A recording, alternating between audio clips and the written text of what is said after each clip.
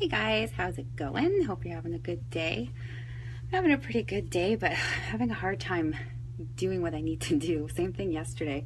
Just not in the mood for it. I just don't feel like doing the things that I have to do for my business or cleaning up at home or anything. I just want to like lie on the couch and watch TV. So I don't know what that's all about because I just got back from holidays, so I should be feeling good, and I'm about to go on another holiday. So you would think I'd be excited to do some work while I'm here, but just having a few days where I just don't feel like doing anything. So anyways, here I am. I thought I would come on today and talk about some nutrition myths. So there's a lot of confusing information out there regarding nutrition, and a lot of the confusion comes from food manufacturers that are just trying to get your money.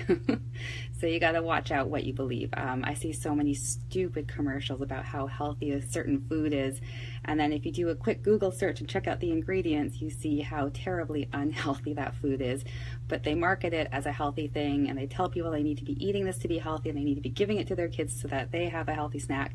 And it's all crap. So there's a lot of conflicting information out there, and I can understand people's confusion for sure. Hey Lewis, how's it going? Hi LaDonna. Hi Tony. Good to see you guys. So one of the first ones I was going to talk about, this one actually came to mind the other day. I had posted something about peanut butter, and someone posted something about the no salt peanut butter or whatever, and someone posted to that the importance of salt in your diet, and I was like, oh yeah, salt is important actually. We shouldn't be so scared of it as we are. Hey Evan, how's it going? So the first myth is avoid salt to reduce the risk of heart attacks and strokes. And did you know that there isn't any good scientific study that's been done to support this claim?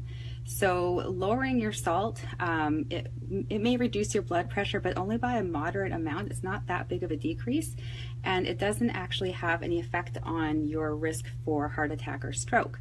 The exception, of course, is if you happen to have a medical condition such as salt-sensitive hypertension, then of course you are the exception to the rule. You have to know your medical history. But for the average healthy person, salt is not an issue, and it's actually needed in your diet. So you need a certain amount of salt in your diet to keep your electrolytes balanced and to keep things working properly in your body. Sodium is something that our body does actually require. Just make sure that you're using a healthy sea salt or some kind of healthy natural salt, not table salt. So the way they get table salt to look so pretty and flow so smoothly is using toxic chemicals. So what they actually use to make that happen, if you were to consume those chemicals, it would be toxic to you. And I don't know if you know this, but a lot of table sugar has sugar added to it. So a lot of table salt, I think, yeah, salt has sugar added to it. So you wouldn't think, right? Like you're having salt, you wouldn't think there's sugar in it, but a lot of people, a lot of manufacturers do add sugar to their salt, and it's a way to get people addicted to it. So just something to think about. Look for those natural sea salts. They're high in minerals. Your body needs some. Don't go overboard, of course. You know, there's moderation. And Evan, check out the book, The Salt Fix, to destroy the common myths we have been brainwashed to believe. Awesome. Thank you for that, Evan. So The Salt Fix, you guys, if you want to check that book out, I'm going to check it out for sure. Thanks so much, Evan. That's awesome. Hey, Judy, how's it going? So yeah, we just, you know, we believe things that we hear over and over again. And then sometimes when you think about, like, why do you believe that? It's because you've just been told that over and over again. And who's been telling you that? You know, like, what's their benefit of you doing, you know, something in reaction to what they're telling you? So it's just, you know, it's easy to get caught up in that kind of stuff. And salt is actually something that is required in the human diet. But again, there are always exceptions. So if you have a medical condition, do be careful, talk to your doctor. Hi, Alyssa, how's it going? Next one that we hear a lot, and I've always been kind of like, never really made sense to me.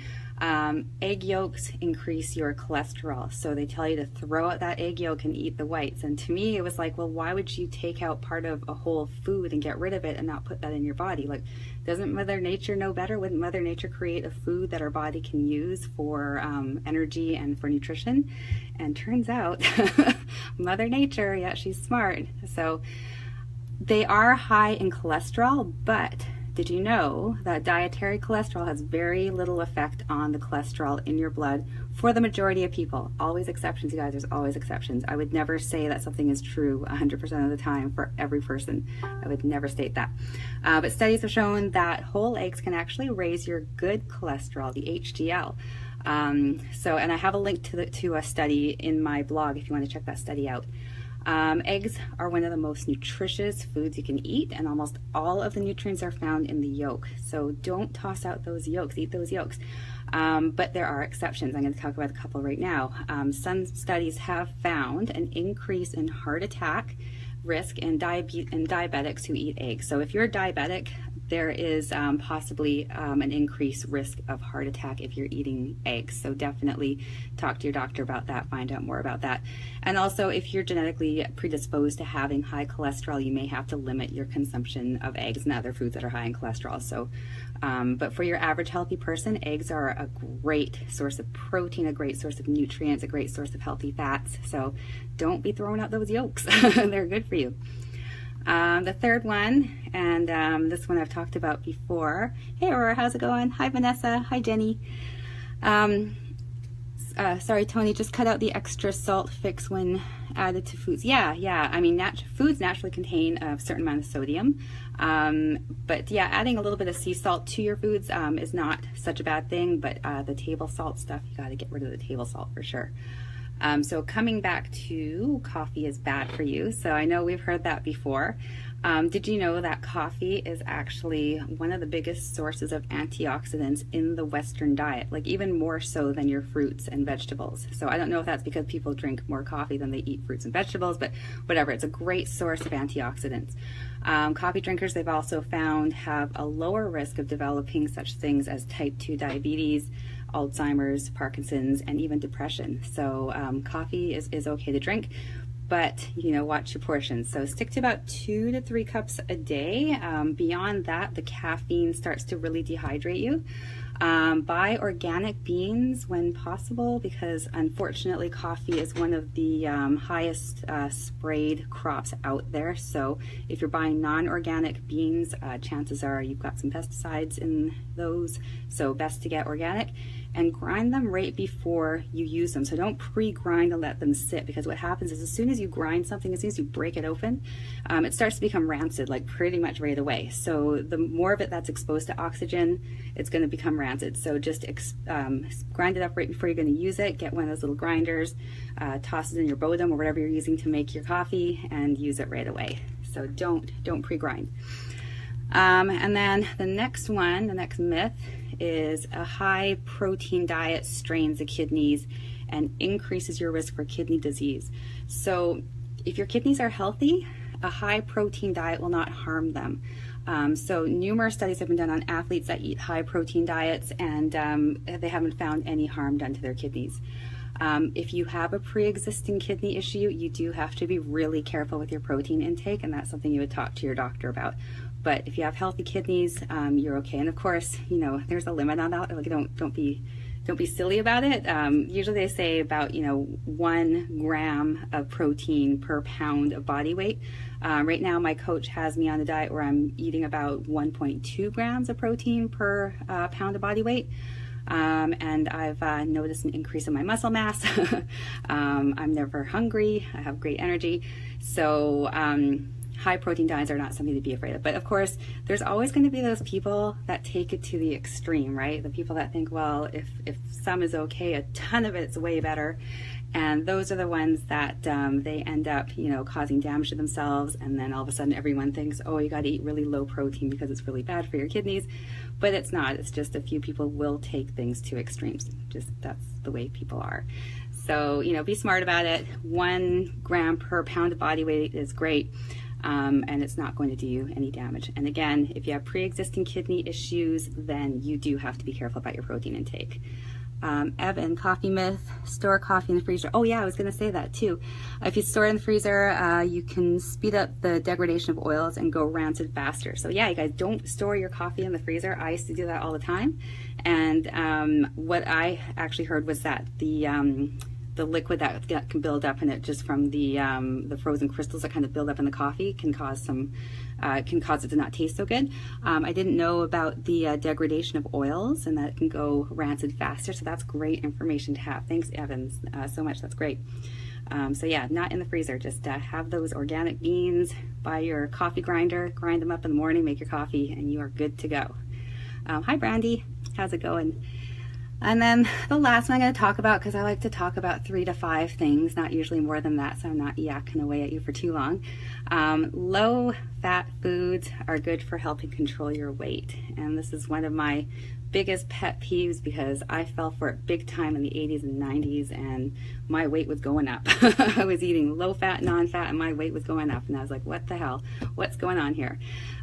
So when you take a natural food that contains fat and you remove that fat, the result is terrible texture and terrible taste. So food manufacturers fix this by adding, guess what? Sugar.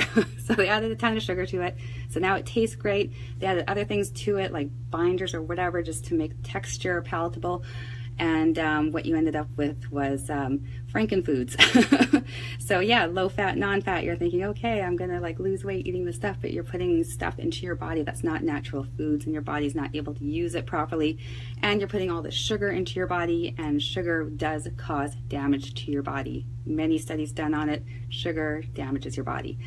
So instead of going for no fat and low fat foods, look for those natural foods that have the amount of fat in them that they had in them, that they should have in them, and just watch your portion sizes. So, you know, don't eat like a big giant bucket of Greek yogurt.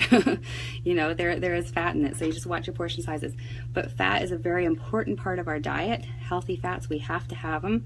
If you're cutting fat out of your diet, you're probably going to get frustrated that you're not losing weight.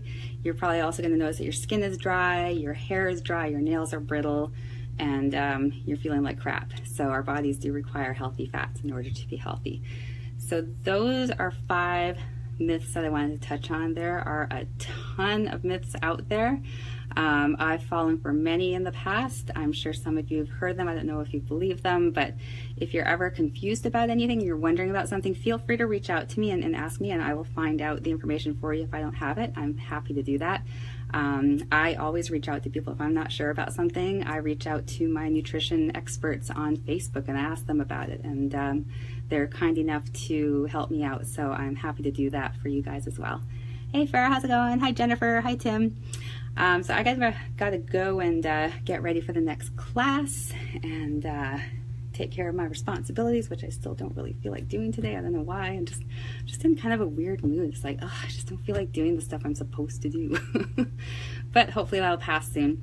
And I'm taking off on Thursday, day after tomorrow, to go to Montreal for a few days. So really looking forward to that.